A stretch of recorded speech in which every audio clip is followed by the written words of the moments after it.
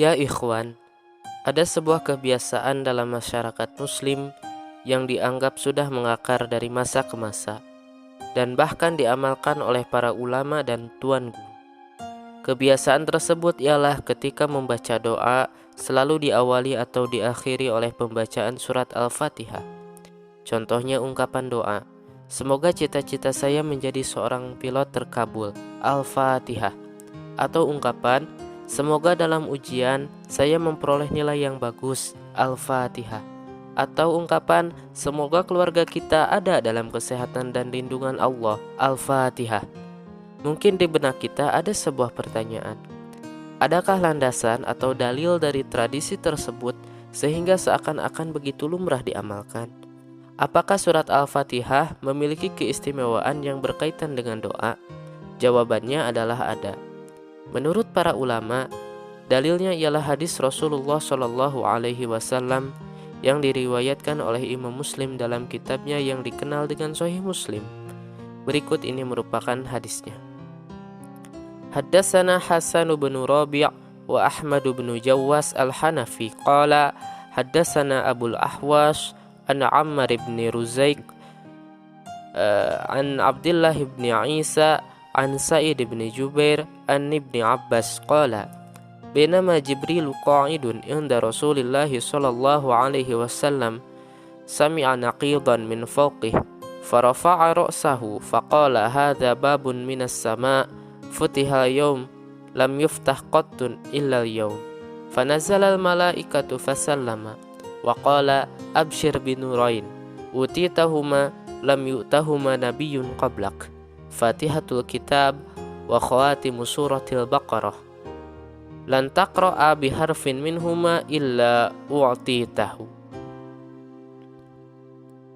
Hadis tersebut merupakan hadis sahih sehingga dijadikan landasan hukum oleh para ulama akan kebolehan bahkan dianjurkannya membaca surat Al-Fatihah di awal atau di akhir saat kita berdoa.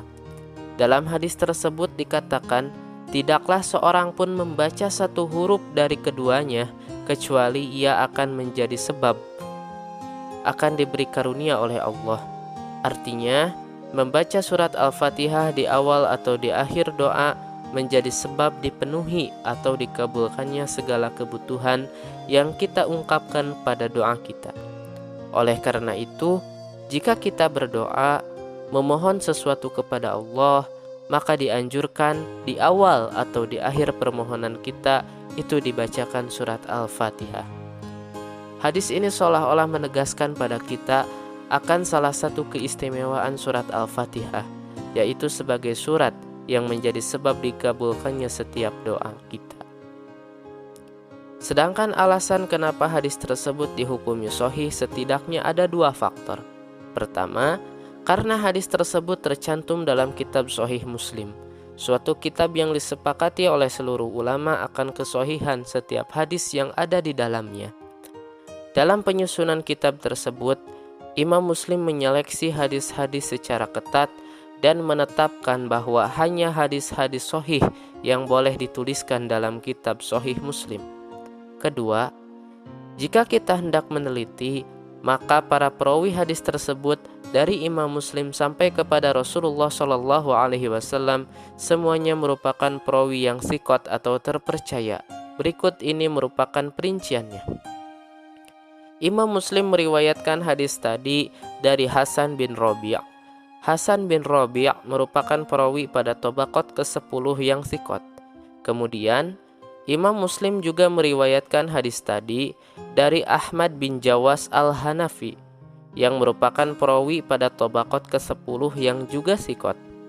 Kedua perawi ini meriwayatkan hadis tadi dari Abul Ahwas dari tabaqat ke-7 yang nama aslinya adalah Salam bin Sulaim al-Hanafi. Abul Ahwas juga merupakan perawi yang thiqat. Kemudian Abul Ahwas meriwayatkan hadis ini dari Ammar bin Ruzaik, seorang perawi thiqat dari tabaqah ke-8. Kemudian Ammar bin Ruzaik meriwayatkan hadis tadi dari Abdullah bin Isa, tabaqah ke-6 yang juga seorang perawi yang thiqat. Kemudian Abdullah bin Isa meriwayatkan hadis tadi dari Sa'id bin Jubair, seorang rawi yang thiqat, dan juga seorang faqih dari tabaqat ketiga. Kemudian Sa'id bin Jubair meriwayatkan hadis tadi dari Ibnu Abbas, seorang sahabat Nabi dari tabaqah pertama yang dikenal sebagai turjumanul Quran.